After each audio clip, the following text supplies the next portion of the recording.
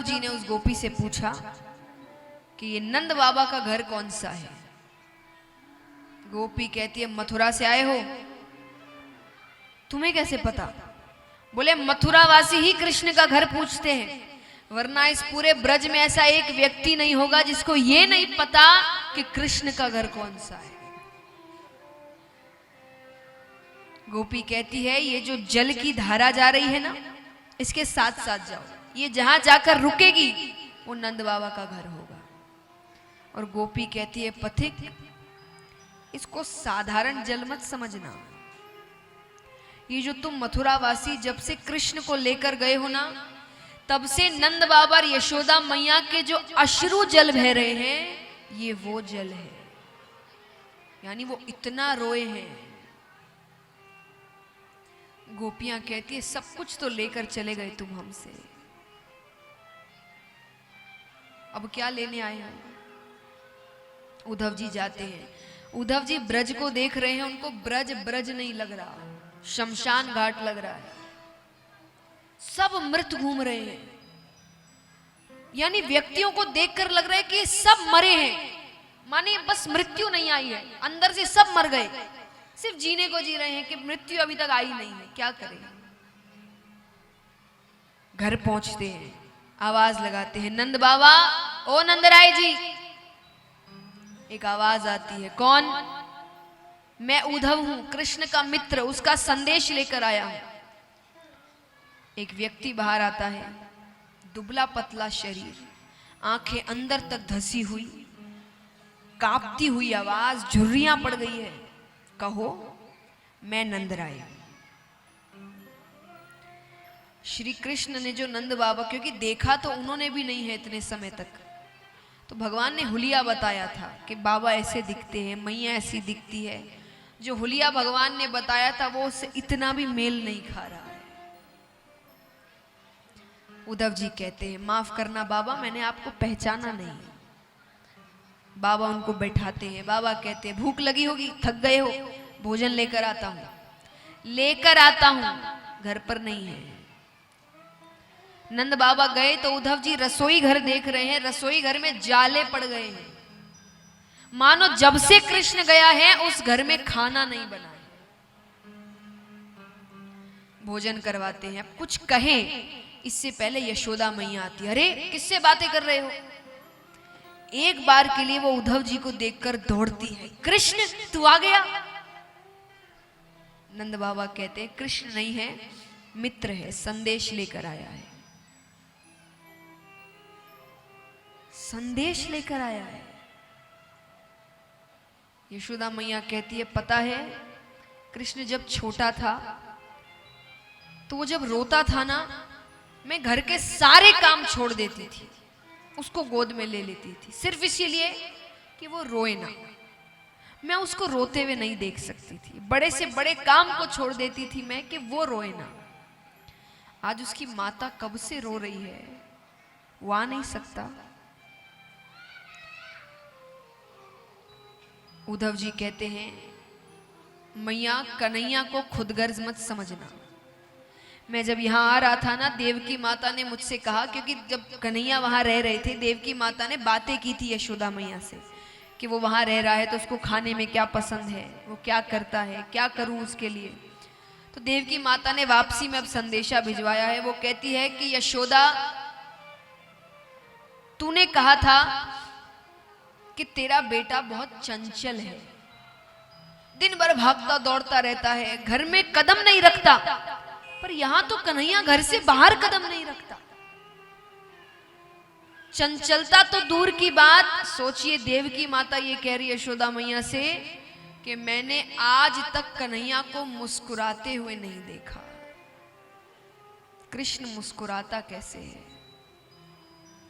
तुमने कहा था वो खाने पीने का बड़ा शौकीन है, तुम 8 बार भोजन, भगवान ब्रज में 8 बार भोजन करते थे, तुम 8 बार उसको भोजन कराती हो। मैं यहाँ पर एक दिन उसके लिए गौरस से बनी एक मिठाई बनवाई, मैंने उसके थाली में रखी।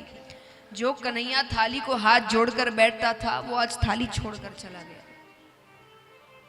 कमरे में जाकर उद्धव से कहता है, उद्धव देवकी माता से कहना मेरी थाली में गौरस से बनी कोई मिठाई ना रखे। मुझे यशोदा मैया की याद आती है, मुझे मेरे ब्रज की याद आती है। इससे ज्यादा यशोदा मैया सुन ही ना पाई, मूर्छा को प्राप्त हो गई। नंद बाबा कहते हैं ये इतनी ही देर आराम करती है जब तक ये बेहोश रहती है, वरना ये पागलों की तरह ब्रज में घूमती है, हर घर जाती है। तुमने कन्हैया को देखा क्या? वो बहुत चोरी करता है ना, तुमने उसे बांध के रखा है क्या? उसको लौटा दो, मैं उसके बिना नहीं रह सकती, मैं अपने घर पर बांध के रखूंगी उसे, वो किसी को परेशान नहीं करेगा, बस उसको लौटा दो। वृक्षों से कहती है, सब पागल कहते हैं इसको ब्रज में, ये वृक्षों से बात करती है। तुमने कन्हैया को देखा क्या? वो यहां से गुजरे तो उसको बताना, उसकी माता उसे बहुत याद कर रही है। गोवर्धन पर्वत से कहती है, अरे तुम्हें तो वो बहुत प्यार करता था, तुम्हारी पूजा करवाई थी उसने, तुमने उसे देखा क्या? कहां है वो? उद्धव जी को अपना काम याद आता है। उद्धव जी कहते, बाबा आप बड़े सौभाग्यशाली है कि कृष्ण ने आपके यहां जन्म लिया, लेकिन वो किसी का बेटा नहीं है, वो परम पिता परमेश्वर भगवान विष्णु का अवतार है। नंद बाबा कहते, मैंने तो तुम्हें बड़ा समझदार बालक समझा था, तुम तो बड़े साधारण से बालक निकले। क्या कहा? वो किसी का बेटा नहीं, वो परम पिता परमेश्वर है, भगवान है। अरे भगवान के एक लक्षण नहीं है उसमें। नंद बाबा कहते, भगवान सबका पेट भरते हैं कि नहीं? हम ही कहते ना, भगवान किसी को भूखा नहीं सोने देते, सबका पेट भरते हैं।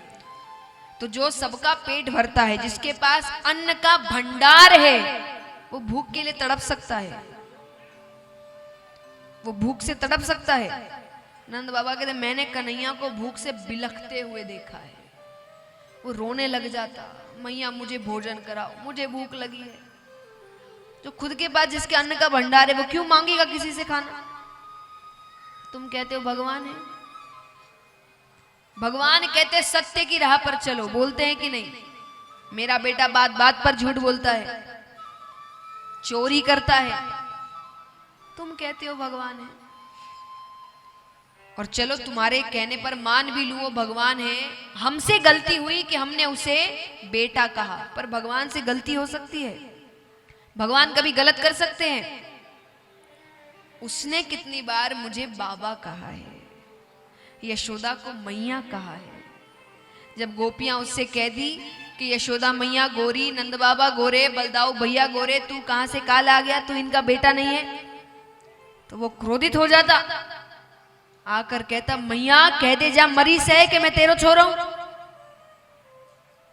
तुम कहते हो कि वो भगवान है। और अंत में नंद बाबा ने ऐसी बात कह दी जिसके बाद उद्धव जी के पास एक जवाब नहीं था देने को। नंद बाबा कहते, और तुमको क्या लगता है, तुम्हारा ये कहना कि वो भगवान है मेरी विरह वेदना कम कर देगा? आज तक मैं ये सोचकर जी रहा था कि मेरे बेटे ने मुझे त्याग दिया। कोई बात नहीं, कईयों के बेटे त्याग देते हैं, माँ बाप को छोड़ाते हैं, वृद्धाश्रम भेज देते हैं।